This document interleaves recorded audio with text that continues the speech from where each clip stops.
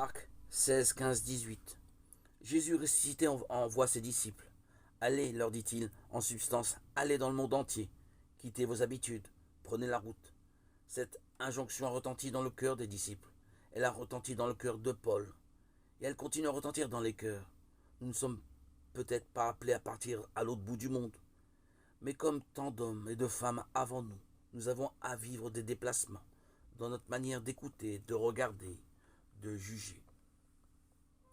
Luc 10, 1, 9. Annonce, mission, évangélisation.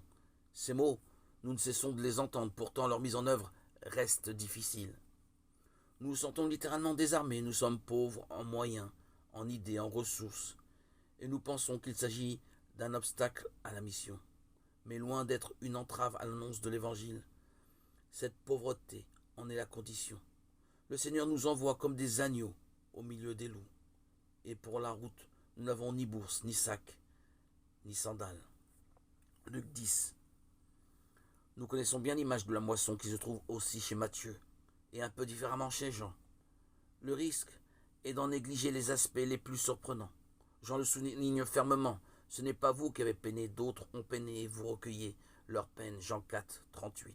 Être missionnaire ne signifie pas toujours être l'auteur d'une toute première annonce. Et même dans ce cas, les cœurs qui accueilleront l'annonce ont déjà été visités par l'Esprit qui souffle où il veut. De fait, les conseils de Jésus aux disciples sont prudents.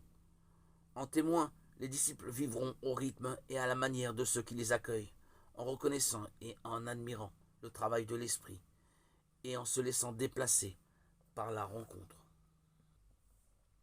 Marc 4, versets 21-25.